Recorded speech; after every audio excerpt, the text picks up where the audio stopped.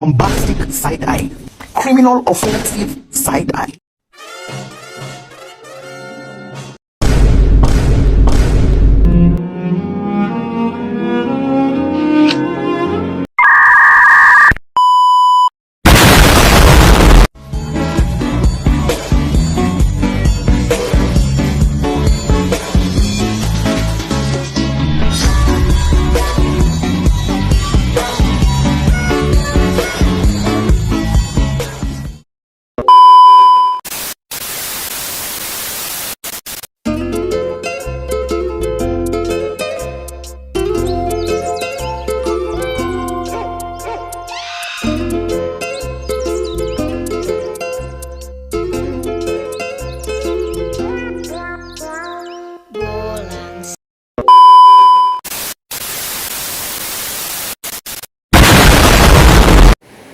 Baik, Assalamualaikum warahmatullahi wabarakatuh.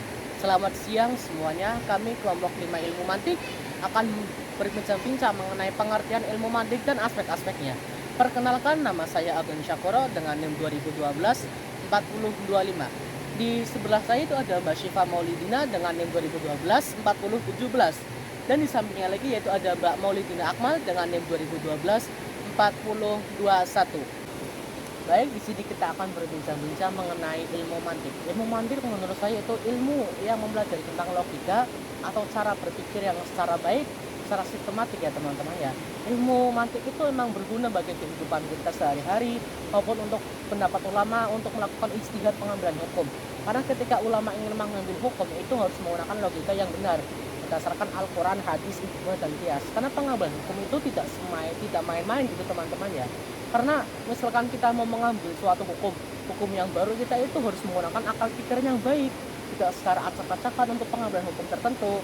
Jadi untuk pengambilan hukum sendiri itu memang harus menggunakan logika yang baik, logika yang benar, yang sistematik lah. Menurut Mbak Nina itu seperti apa itu ilmu mantik? Ya kalau saya sendiri ya ilmu mantik itu termasuk penting, apalagi kita sebagai mahasiswa. Kenapa juga ilmu mantik jadikan mata kuliah, termasuk salah satunya juga apalagi mahasiswa zaman sekarang ya kadang sering overthinking seperti itu, berpikir yang terlalu berlebih lah, terlalu banyak lebih ke arah negatifnya. Jadi ilmu mantik juga untuk meminimalisir itu sih, karena itu juga menata pikiran kita biar kita tuh bisa berpikir logis, sistematik, nggak yang apa ya kayak anak sekarang itu overthinking, jadi bisa akhirnya nanti jadi putus asa begini dan begitu aja. Banyak hal negatif lah kalau kita nggak mempelajari ilmu mantik seperti itu. Jadi mungkin menurut Mbak Nina ya itu ilmu mantik itu memang penting ya buat kehidupan kita, apalagi buat mahasiswa. Apalagi kita mahasiswa. Nah, sedangkan dari Mbak Syifa itu ilmu mantik itu seperti apa sih Mbak? Ilmu mantik menurut saya yaitu alat yang bisa disebut seperti undang-undang, dan bila undang-undang ini dipelihara dan diperhatikannya, maka hati nurani manusia pasti akan dapat terhindar dari pikiran yang salah dan terhindar dari segala kekeliruan.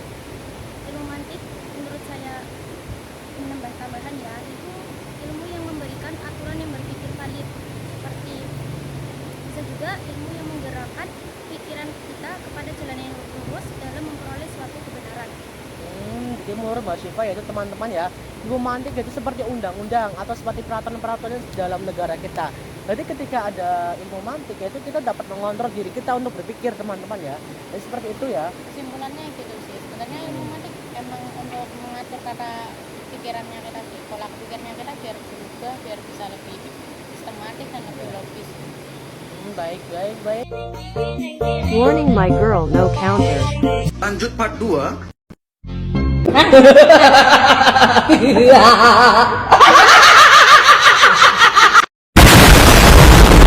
Oke, lanjut ya pembahasan kita langsung. Ini ada pendapat dari Imam Al-Ghazali sama Imam An-Nawawi gitu ya. Jadi menurut Imam Al-Ghazali itu mempelajari ilmu mantik itu termasuk pengantar kita menuju ilmu filsafat.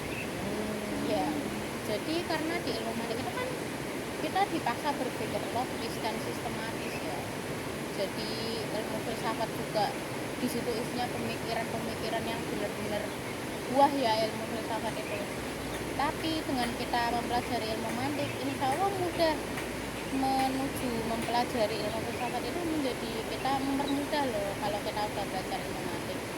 Juga di sini Imam Al-Ghazali itu bilang bahwa hukum mempelajari ilmu mantik itu fardu kifayah ya. Jadi itu tuh, jadi kalau fardu kifayah kan kalau udah ada sekelompok orang, satu orang udah bisa kan yang lain berkewajiban gitu kan. Jadi kalau udah salah satu udah bisa ya yang lain gugur, nggak wajib mempelajari ilmu itu lah. Jadi kan satu orang itu yang udah bisa kan bisa menjelaskan ke yang lain. Kemudian Imam An-Nawawi juga berpendapat loh menghukumi ilmu mantik ini. Beliau Imam An-Nawawi itu bilang itu tuh haram mempelajari ilmu mantik. Oh, kok bisa haram? Kalian tahu nggak kenapa? Karena ilmu mantik itu dianggap sebagai dari filsafat.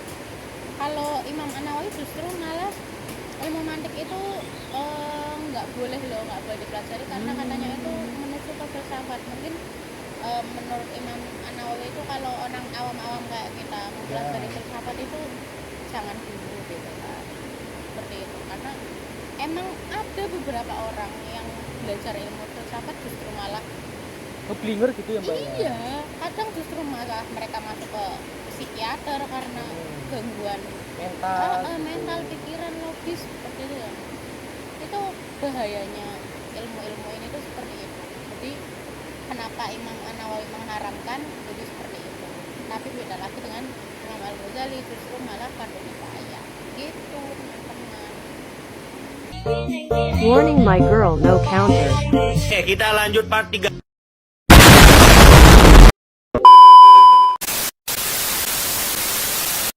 Mantik sendiri itu memiliki beberapa manfaat teman-teman ya.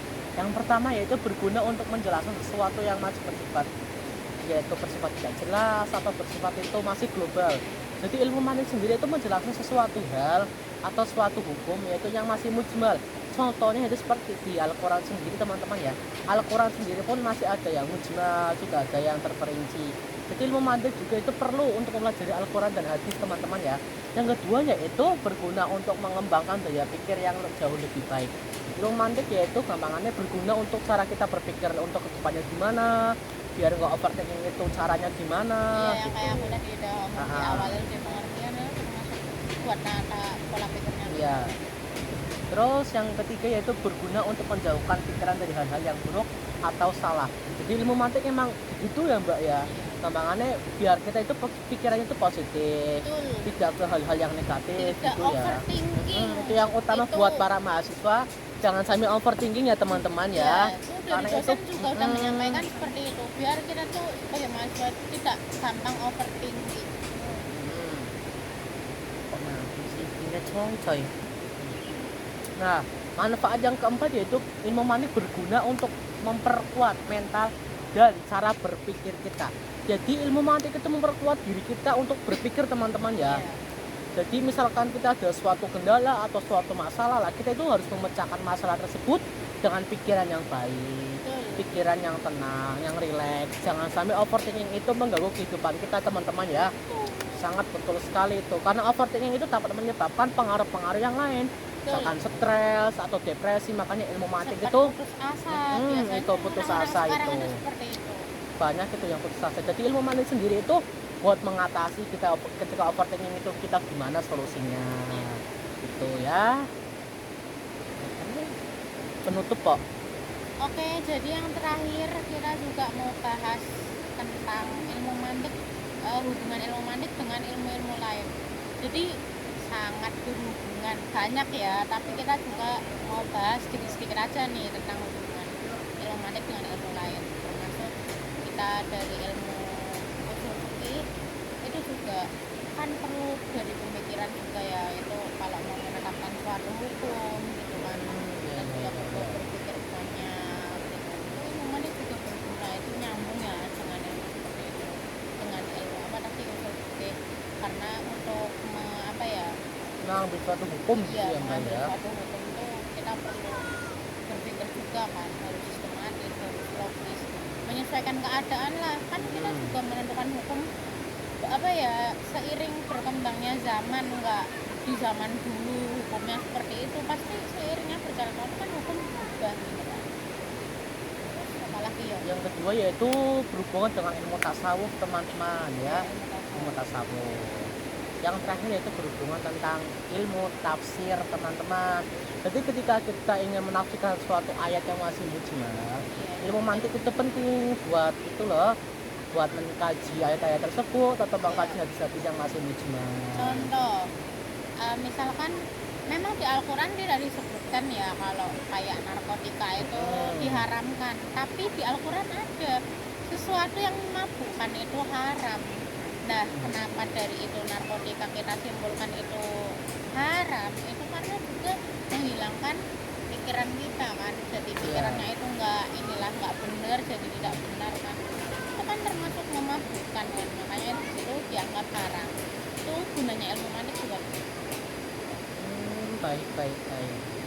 Jadi mungkin cukup sekian bincang-bincang tentang ilmu mantik teman-teman ya.